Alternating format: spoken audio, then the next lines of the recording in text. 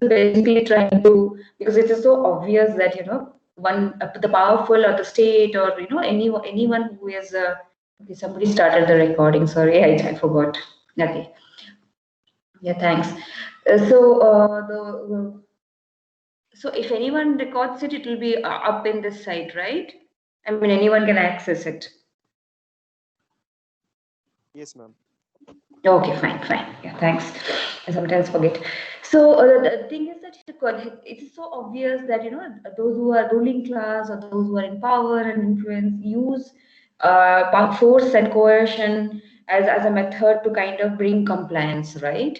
That you agree to certain things because there is a punishment. You agree to certain things because you may be fined for those things, okay, in terms of monetary or other kinds of fines, or you agree to certain things, you do certain things because, you know, the kind of the generally, you know, if you do not do that, then there will be sanctions, and there will be kind of, you know, ostracization and other kinds of punishments that is waiting for you, okay, which is very important when you are trying to understand why people agree to a dominant system. But what Gramsci is saying is that through the term cultural hegemony, he is arguing that he's trying to address this question that why do the powerless consent to be dominated? Consent in the sense not just, you know, kind of out of fear of punishment or out of fear of kind of sanctions and violence, but otherwise also in everyday life, how do they consent to be dominated? And this is where he says that culture plays a big role in terms of you know, if there is another intellectual called my God, I'm just forgetting the name. Chomsky, yeah, Noam Chomsky, who has written a very interesting and very well-known book called Manufacturing of Consent. Basically, he is kind of focusing on U.S. media and how U.S. media manufacture consent. It was written, I think, in the 1980s or 70s. Yeah, I think in the 1980s or something like that. I don't remember exactly.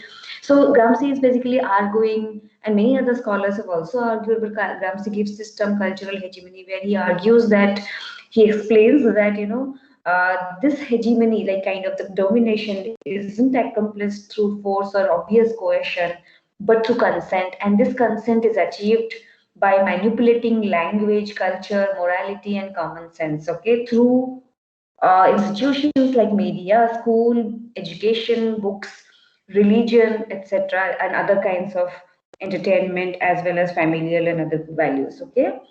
Like for example, I was talking about languages today, or I was giving you example of fatalism, and I was giving you an example of destiny, the idea of destiny, and other kinds of things. Just for example, let us take this example of English in India. Okay, the language English in India. Okay, how does it kind of makes you give consent to certain kinds of status and hierarchy, and you agree in certain ways that you are lesser in terms of quality of mind, or in terms of quality of in terms of academic quality, or in general as an individual, lesser in hierarchy, lesser in achievements. How do you understand that? Is because there is a certain way of speaking English, okay, or there are certain uses of words and concepts, and you know that there are certain expressions, etc., which kind of, or the very form of pronunciation, okay, how you speak English, okay, what kind of pronunciation you use itself can make you understand.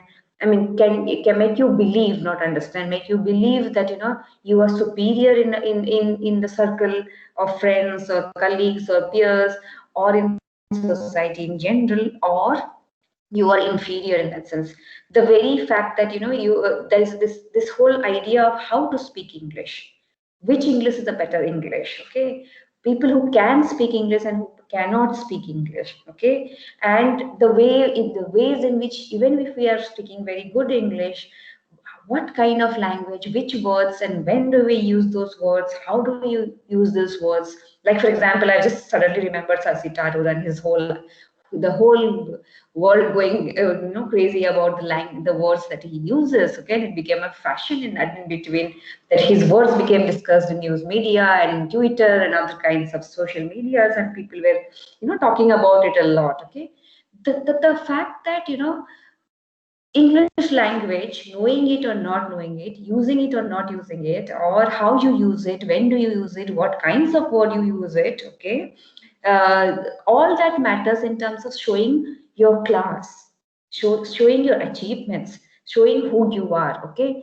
And the way we are socialized and the way culture has been portrayed by the dominant classes, that those who do not have these kind of qualities in terms of English language are somehow inferior, and those who actually do not have it also somewhere accept largely that they are inferior. Okay, this is what cultural hegemony is, that the dominant classes, the ruling classes, the classes in power, okay, the classes who are hierarchically high, kind of create cultures, and the others knowingly, unknowingly, consciously, subconsciously, or whatever, unconsciously, or whatever, I don't know if it's unconsciously, but yeah, subconsciously follow it and accept they are lower in hierarchy, or that they are lesser in quality as human beings, and etc., or groups, etc., and therefore the whole struggle is to achieve what the culturally high or culturally dominant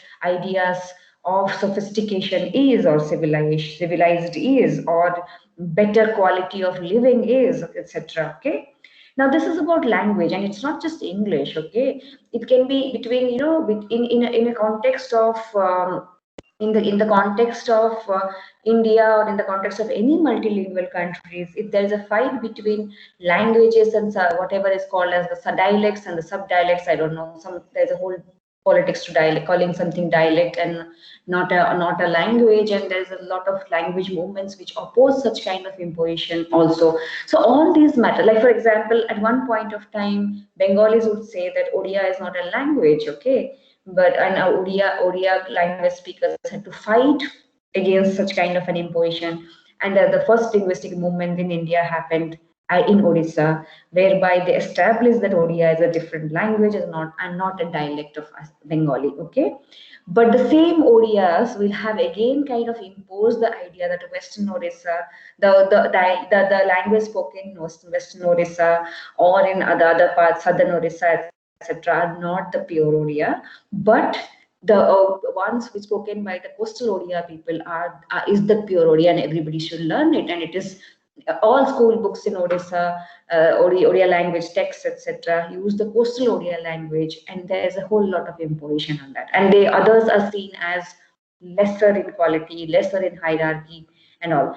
And somewhere because of this whole imposition, socio-political, cultural imposition, others may also accept that and try to learn the Odia of the coastal Odia speaking people. Okay, so this is an example of language. You take food for an example. Okay, this whole idea that the sattvic food, the food that is or the vegetarian food, sattvic is a different category altogether, where there is no onion and garlic and etc. and etc. Okay, this whole idea that those who eat non-sattvic food or non-vegetarian food are somehow impure or impure and therefore inferior compared to the ones who eat vegetarian food or the sattvic food.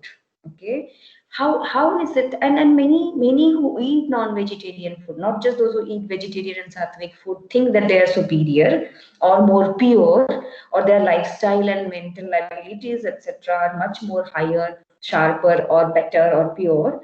But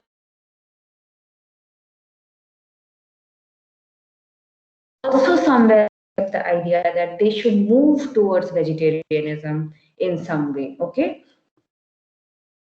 Okay. Somebody call more. 1 second. Huh? Okay. So in that sense, you get what is cultural hegemony here. Here's the thing is that the ones who are branded as or seen as inferior or lower in hierarchy, okay, or are themselves kind of somewhere consenting to the domination that the ruling class or the dominant class or the dominant group is trying to kind of impose on them, and that is where culture plays a big role. And cultural hegemony, this is what Gramsci is trying to say. Cultural hegemony is a tool by through which power continues to remain with the dominant class, because the dominated kind of consent to this power politics, and which is not very obvious, but it is manipulated like through media and education and religion and etc., language and etc., and all these things kind of thing. It is in a simple way. If I give you another example of of you know the of cultural hegemony, you look at your media. Okay, if you look at the Hindi media or even English media for that matter, let us just stick to the Indian media right now, minus the English Indian media. Just look at the series. Okay, the serials that comes in TV, which thousands and thousands of people across this country watch. Okay, somewhere in those series, the gender divisions, the class divisions, the idea of who is a good woman, who is a bad woman, okay, who is a good man, who is a bad man, okay, or who is a good masculine man, a good son, a good husband.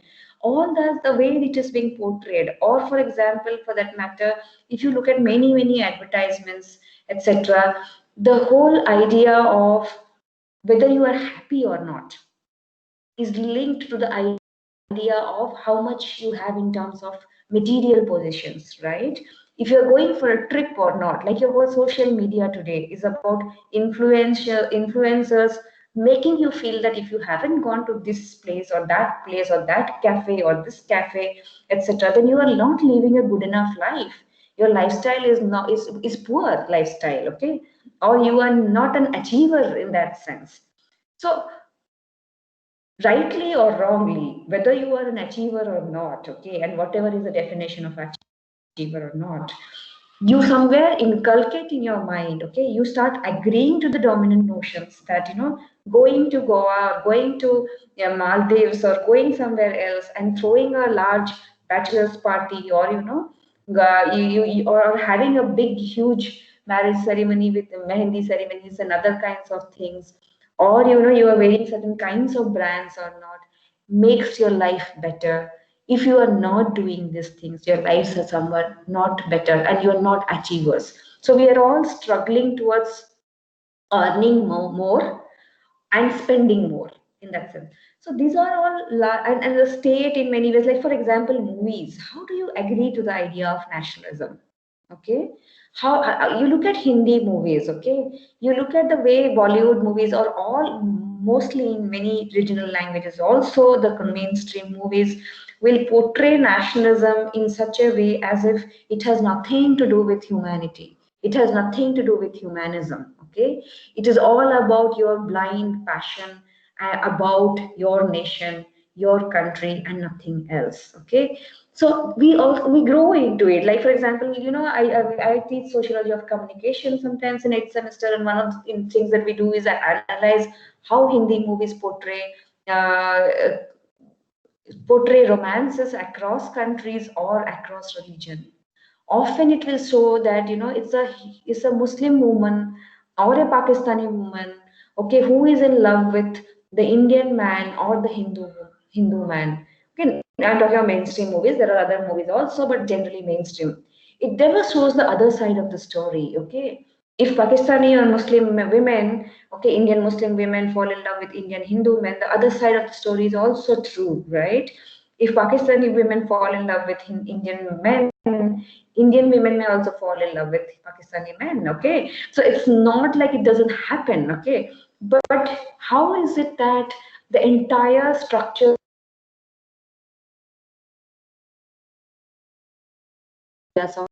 of nationalism, romance, and this kind of a jingoistic nationalism in some certain ways, that we are the best and everybody wants to come towards us, and in some ways also kind of enforcing this idea that we are the ones who are loved, and we accept, but we will, it is not right to let go of our women in that sense. Our women should be with us in some ways. So anyway, I will not go into details of it. I'm just giving so many examples of it. Like for example, your US media constantly bombards citizens across the world and US citizens that the war on terror is a justified war through its movies, because US becomes the savior.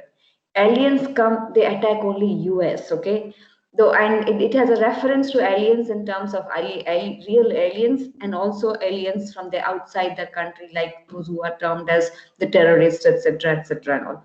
Constant bombarding of citizens across the world that US is threatened, and if US is threatened, the whole world is threatened, and therefore everybody has to support the war against terror and war against aliens, etc.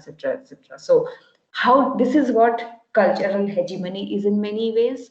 When we are doing caste, especially, we will, when we're discussing food and caste, purity and pollution, one of the things that you have to remember is that how does this whole idea of purity and pollution gets accepted? It is definitely imposed by the ones who are in power positions and hierarchically high. But how does it kind of seep into the lower caste, those who are in hierarchically low, and this whole aspiration to Sanskritize themselves? Okay, this whole process of Sanskritization is why does it happen? In some ways, the concept cultural hegemony can actually make us understand it. Plus, today this whole debate on vegetarianism as better than other non-vegetarianism, certain kinds of food eating, certain kinds of meat and when non-veg is better and more purer than other kinds of non-vegetarian food, etc. And all those kinds of debates, we will come more and more into cultural hegemony as a concept. For the time being, just remember that Ramsey is arguing through cultural hegemony that ruling class dominates not just through coercion and force and violence and punishment,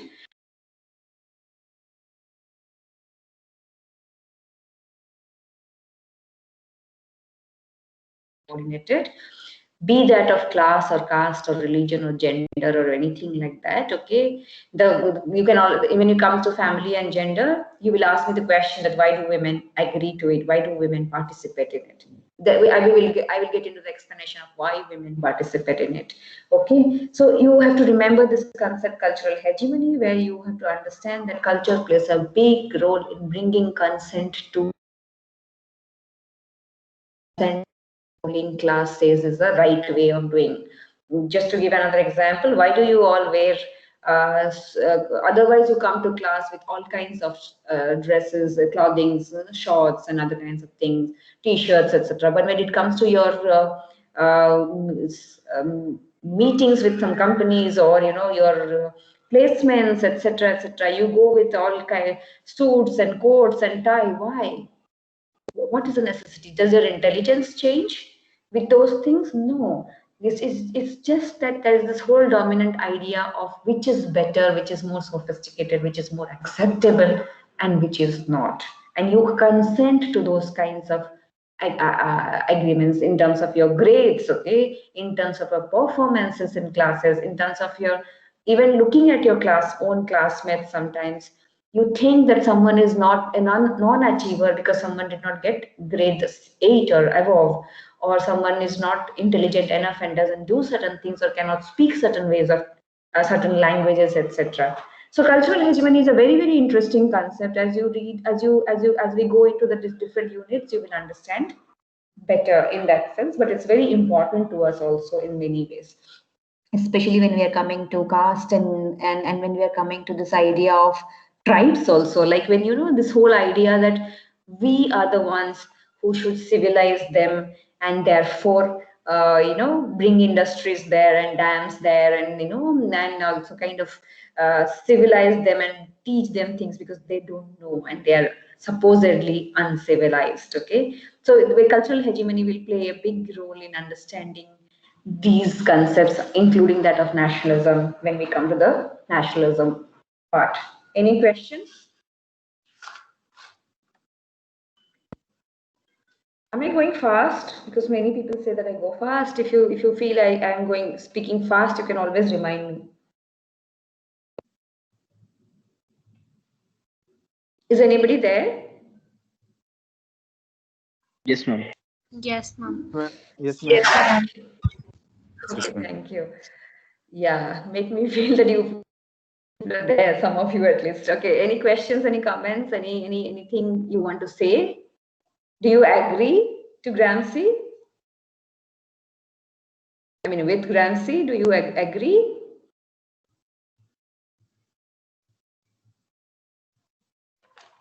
I'm taking it as a no. Okay, tell me one thing. Tell me one thing, okay? Does this concept make, okay, Nikhil is giving thumbs up, so that means he's agreeing to it, I am assuming. Okay, so does this, if you have thought about this, and if we, while discussing, if it is making sense to you, do you think these concepts make sense to you in terms of understanding things a little better? Yes, ma'am, in a few ways, but couldn't quite understand the nationalism part. Okay. Nationalism, but I'll come more when I'm doing nationalism. It's just that to just kind of tell what it is. Why do you agree to the question? I'm not getting to this discussion right now, but I'm just saying, why do you agree to this idea that what our nation does is always right and not other nations? How do we reach that conclusion? Or this question that should humanity be above nations or nation be above humanity? How do we as citizens grapple with this question?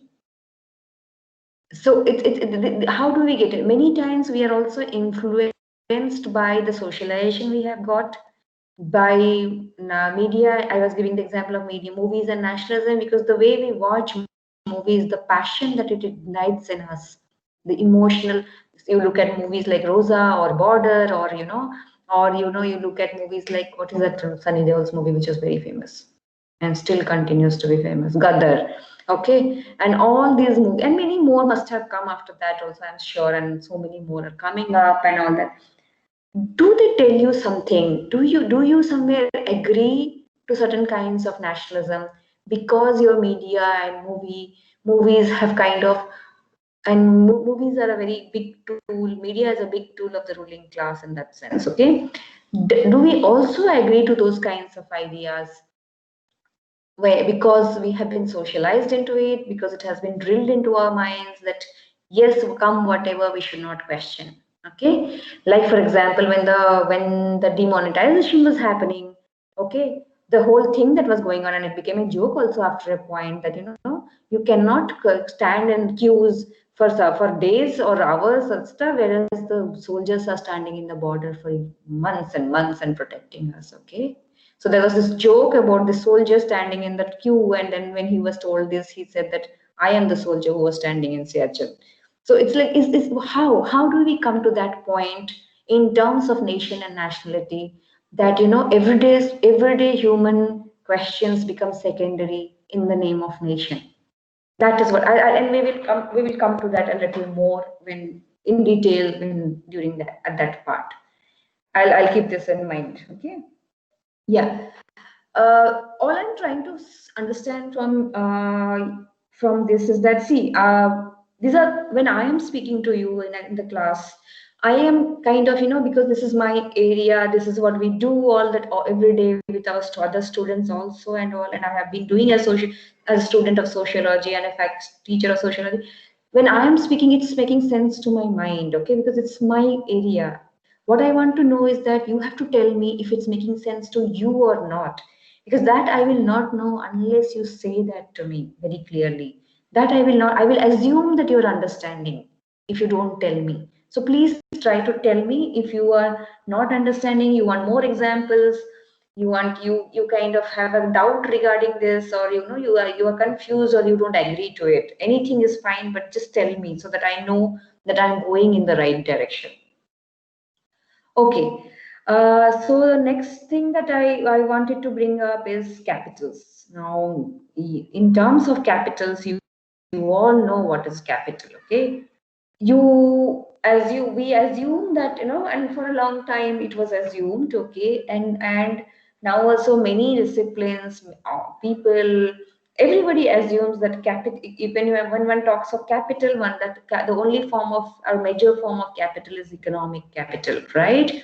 So the money, okay, wealth, assets, okay, and your gold, or your, the kind, the possessions that you have, which you can exchange for other kinds of possessions or power, or achievements, or getting something done, etc. So when it comes to what does capital in general mean? Capital means currency, okay? I mean, currency doesn't mean rupee or dollar or pounds or something like that, but currency in the sense that object which can be exchanged to for resources, access to resources, okay? Like I have a watch, I will give you the watch and you give me a pen if I need a pen. Okay, like in a barter system, if you give rice, maybe I will give you vegetables, or if you give me milk, I will give you rice or whatever it is it was there, or if you give me labor, I will give you some kind of rice and vegetables, etc. Now, capital is currency and access to resources, but is economic capital the only form of capital that we use for access to resources? Is the question. Pierre Bourdieu, a French, I don't know if I call him sociologist, yeah, French intellectual and sociologist, okay. Actually, in his writings, emphasized on so many new concepts, interesting concepts like field and habitus. What is field? What is habitus, etc. But for the timing, we don't need that. So I will only emphasize on his ideas on capitals. He said that economic capital is not the only form of capital, but there are four major different forms of capital, and these forms of capitals are social capital, cultural capital, economic capital, and symbolic capital. Now, economic capital you all understand, and I'm not getting into it. Symbolic capital we can skip for the time being, okay? It's the two major forms that he spoke about, and he said that these two four major forms of capital brings us so much access to resources, access to power, access to achievements, etc. And once you have access to resources in the sense, anything is resources. Resources is not just natural resources, okay? Resources is about access to power, access to big people, access to entertainment, access to education. All of this, education is a resource, entertainment is a resource, okay? Religion is a resource, okay? In that sense, everything is a resource, okay? How we build on these resources is what matters to the status of our life. Which status do we occupy? So, according to Bourdieu, social and cultural capital play a major role in kind of helping you gain positions, power, resources, and go up in the ladder of in the social hierarchies. Okay, in all societies are hierarchical, stratified, and what he says is that it's not just economic capital, but social and cultural capital also helps us achieve things and improve our positions, or kind of make our lives better, not in a very moral sense or philosophical sense, but in a very material sense.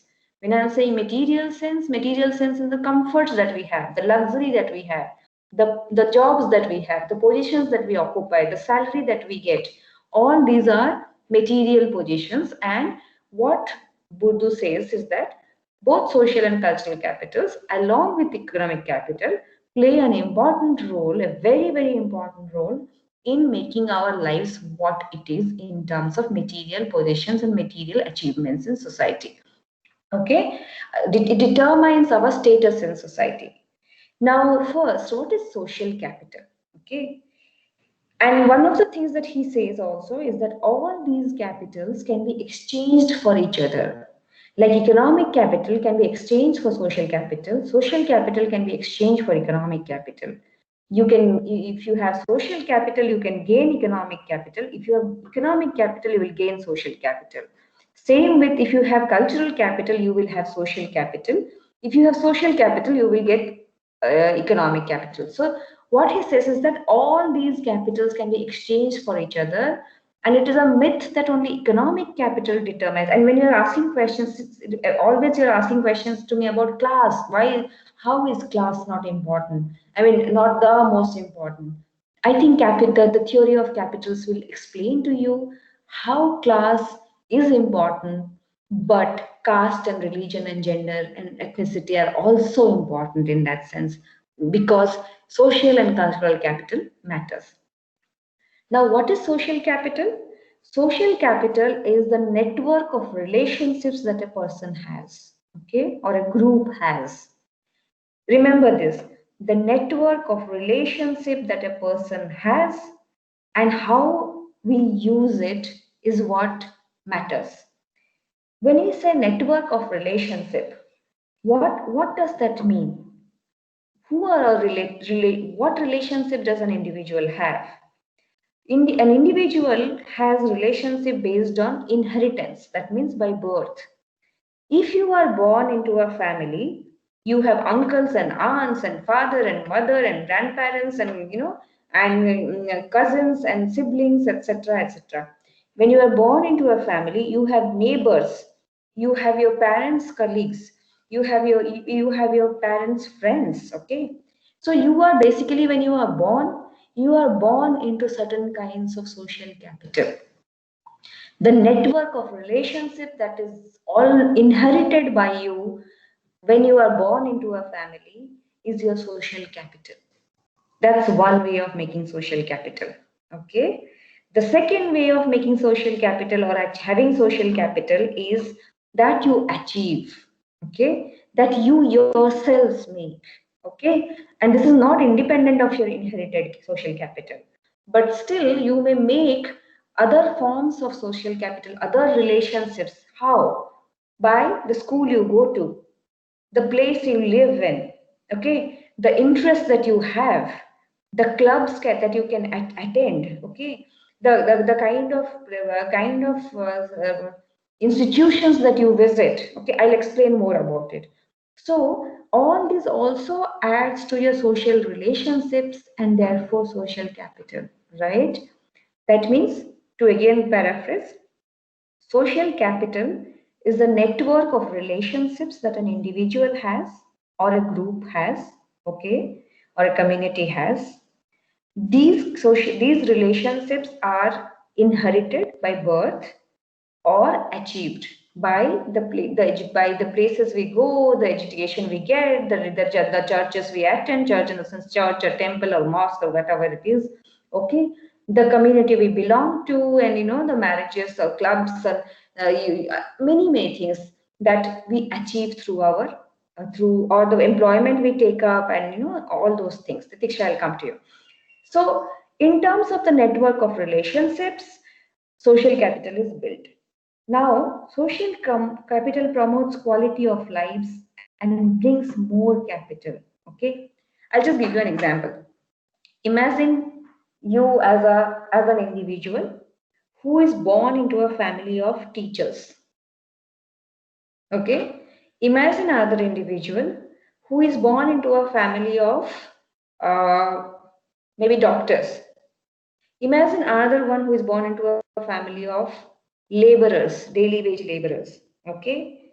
And imagine someone who is born into a family of, someone who is a servant in a domestic help or something like that, or servants. You understand how by birth itself they inherit social capital, right? The one who is born in a teacher's family already has a network of relationships that can give a head start to this person.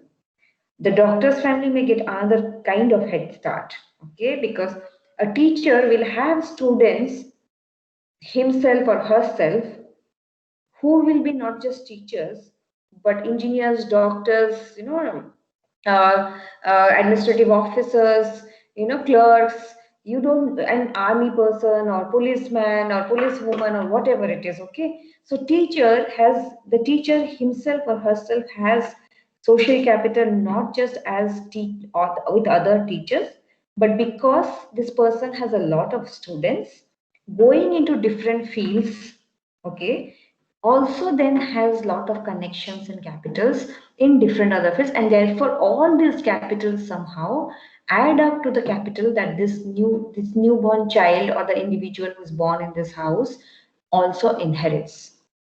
A doctor, on the other hand, doctor's child will gain a whole lot of kind of social capital because among medical fraternity, etc., because he or she is born into a doctor's family. But given that two doctors, different kinds of people come, from politicians to high level ministers to administrative officers to teachers to clerks to anyone and everyone comes to a doctor. This person also has a lot of social capital, right? Imagine the person who is born into a daily wage laborers family. What is this person's social capital? This person's social capital is definitely nothing compared to these two. So it's not the economic capital, but also the social capital these people inherit that matters a lot in terms of what kind of lifestyle, what kind of access to resources these different people will have. Okay, Titisha, you can ask your question, then I will move forward. Ma'am, I understood what you said, but I had to ask one thing like the, as you said, it's networks of relationships. Ma'am, Yeah, yeah. when was this need? Like, if you search this, ma'am, this person, Bourdieu, is in 1930. Hmm. So, when was this need to capitalize the social relations? Like, what I feel is it more because as we delve more into the capitalistic society, that the social relations also started to maybe more capitalize. No, he wrote this because nobody was looking. See, this is why sociological imagination becomes very important here. That is what the theory is coming in around 50s and 60s. Okay, after the Algerian War, he's writing these notes and these theories, and he's like, he was very influenced by that and the French Algerian War, and then and then he starts writing about habitus and field and all that. He's seeing something that nobody saw, but it doesn't mean, see, theories are kind of improving on the understanding of society. It's not that things did not exist. Nobody wanted to see it, or they saw it and did not understand it or perceive it or want. Bourdieu is recording it in his theory. Bourdieu is saying that no, no, no, we have not understood achievements, and because he has a whole lot of writing on education, this whole idea of schools are a neutral spaces. He has a whole lot of writing saying that no, schools are not neutral places. Colleges are not neutral spaces. Similarly, IITs are not neutral spaces. Everyone who gets in do not perform similarly because they do not belong to similar backgrounds. And we do not create neutral spaces here where everybody can perform it. So Bourdieu is writing later. This was already existing in society. In all kinds of societies, social relationships made our status. And this is what I'm emphasizing on social and cultural capital, because caste, to understand caste and the political economy of caste, because we always understand caste as a cultural thing, as a social thing, okay, as a thing of the past. But is it so? Is the question. If you understand social and cultural capital, you will understand that caste was always already an economic institution. It was a social, cultural, religious institution, but it was inherently and at the core a very, very economic institution. And today, caste matters because social capital and cultural capitals are also important, and not just economic capital. That is why when the students ask this question, that isn't class very important?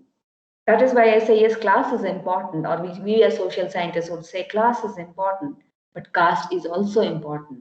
Because I was just giving you about examples of doctors and doctor and family and teachers family and a laborer's family.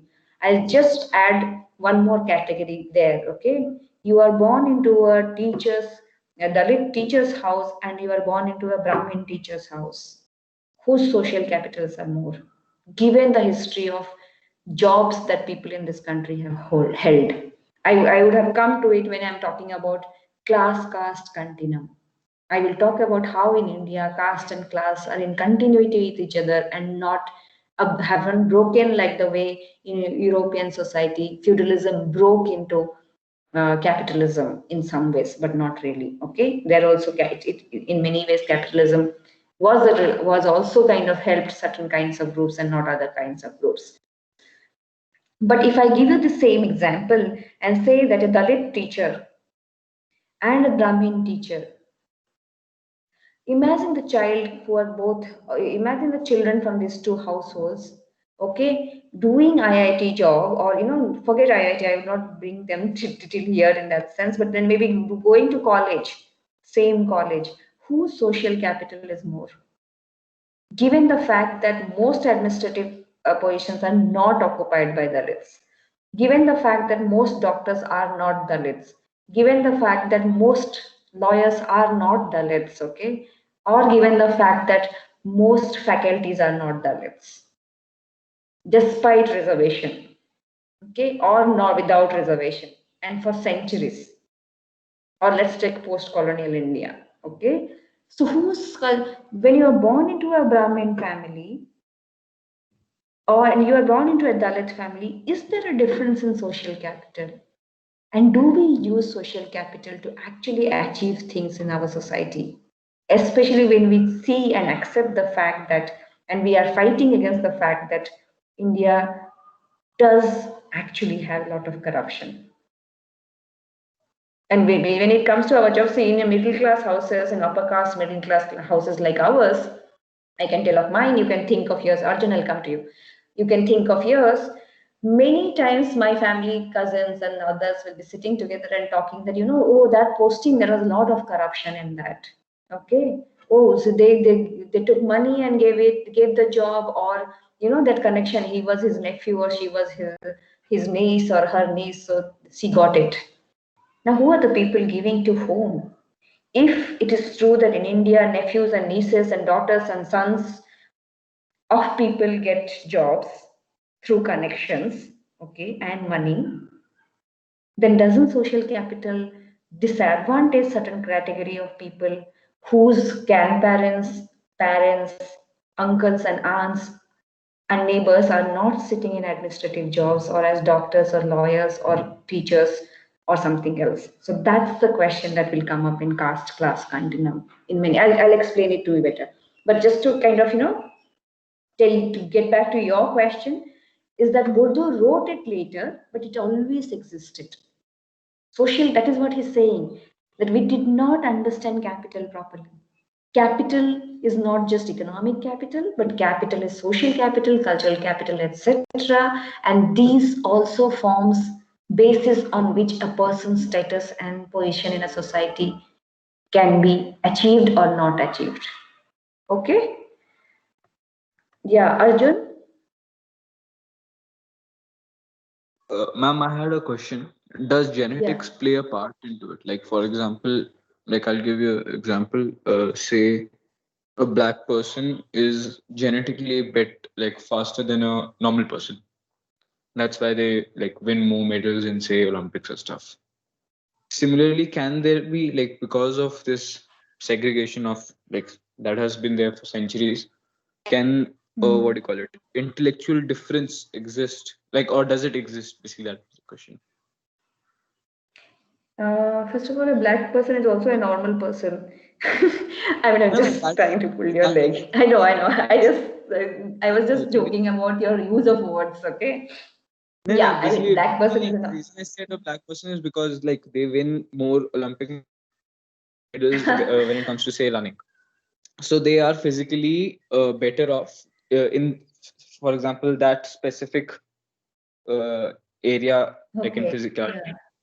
Like I still similarly, have doubts about that theory. Anyway, I'll not get into that because that's not my area of expertise. Okay. I think training and other things matters a lot also. But yes, I will not get into it because I can't. I don't think I am expert in dealing with it. But the thing is, one is that we have to understand that we are not dealing with the physical world, we are dealing with the social world. One, and the most important thing is that, okay, if we extrapolate physical to social, and kind of say that yes, based on the physical, there are certain kinds of differences and we have to accept it. That is what genetics will talk about, right? That there are certain kind of biological, physical, genetically differential things, okay, and that needs to be understood in differential access to resources or differential achievements, okay. One is that physical world, physical differences should not be that if we are working towards a better world, an egalitarian world, an inclusive world, physical differences or genetic differences is not something that should be or is actually extrapolated into social differences. What we are talking about is a social structure and how social structures affect people's lives or individual lives or group lives. Okay, that's the first thing. The second thing is this whole idea that certain people are more intelligent than other people, more intellectual than other people because of genetics. If we start agreeing to such ideas, okay, and that is why centuries of differences, then I think Europeans were right that they were more superior than us. Then what are we fighting about and what were we fighting about? Was colonization a project? Was colonization and the exploitation that they did across the world? Okay, in Africa, in America, in India, in all kinds of spaces, in Australia, is a result of their intelligence. We should not be opposing it, right? Or was it a result of differential way of understanding the world? Or was it a result of differential power gains and differential not accepting that different civilizations, human beings grow into different human societies grow into different civilizations, different ways of growing, and there's no one way of growing. And one is not less intelligent, less wanted, less pleasurable than the other one. So what I'm trying to say is, one, you have to always understand. See, this thing will also come up in gender. Men and women are different, so that is why they should be treated differently. No, but because biological differences be extrapolated into social differences? Aren't we calling ourselves human society? Aren't we calling ourselves that we are intelligent people? We are intelligent being, and therefore we do not live like animals supposedly. So the human society has to be different and should be beyond biology in some ways. So therefore, even if men and women have certain kinds of biological differences, okay, which is again not universal. Maybe an African woman may be taller, much more taller than a man in India or in China. Okay, will you say that she should be more powerful than the man? No, we will not say like that. Like we categorize as woman and man and then do things like that. So, what I'm trying to maybe emphasize here is that one, biologicals should not be extrapolated. Again, I'll come to you. Biologicals should not be extrapolated to social. One. Two, I do not think that genetically some people are more intelligent than other people are, because if that was true, then different races which have claimed that they are more intelligent than the other races, then they will be also be right, right? And even if some people are more intelligent than these are individual intelligence, it's not group. It cannot be said that all Africans are idiots and all white Europeans were intelligent, or all Indians were unintelligent. All white Europeans and Europeans were all intelligent, right? Yeah, Arjun, you can tell. Okay. Ma'am, my point was to basically was the like how we make the claim that for example, I'll give you an example. Gender biases exist. That's why there aren't more people, what do you call it? Like say, how do I explain? Like how there are not enough, say, if like for example, if we take the running example, if I say that uh, there are no white, like what do you call it, Olympic winners in running category. This is like claiming that, You're but biology. no, I'm not trying able to form a proper like You can write it. You can write it express. and then ask also. No, no, you can Hmm. always write it, okay? What I'm trying to say that don't go back to biology. You're giving example of running race, right? Which is a biological form of doing things. And I do not still, that's why I said I will not get into that, because I don't still agree to the fact that always in a competition it's an African person or people belonging to African origin who will win and not others. There may be several other factors that may matter, okay, and in that process, okay, and not all Africans win all over all whites. So I will not get into the biology part. You can always form your question and come again, okay, and ask and write to me, or and I can discuss in the next class. I mean, maybe I'm also kind of by giving the answer so aggressively, also maybe kind of confusing you. But what I'm saying is that maybe we should start thinking in the terms that even if we are biologically different, are we in a human society supposed to kind of base our differential treatment, discriminatory treatment based on the biological differences? If that is true and if that should be the policy, then maybe we all should be treated differentially and discriminately by people, and it's justified. Groups which can dominate us, we should be slaves to them. Groups that can be dominant, we should be subordinate to them. Then what is this whole struggle for justice, equality? What is this thing that we will make this world better, where everybody has equal rights and equal access, etc.? Everybody has equal chances, etc. Then we should not talk about this. Then the whole idea of understanding society should stop. It's all about might is right then, right? Anyway, Arjun, you can always frame your question. I know I sometimes very aggressively kind of answer certain things, but yeah, you can always frame your question and come back to me or write to me personally in my mailbox. I will get back to you in your question in the class. Yeah, Ritesh, you want to ask a question? I need to go today faster because I have to catch a flight. But Ritesh, just ask your question. Actually, I think that men and women should be like given equal opportunity, not like women should be like men or men should be like women. There should be equality in opportunity, not like the strength and physical, who are more physically strong like that.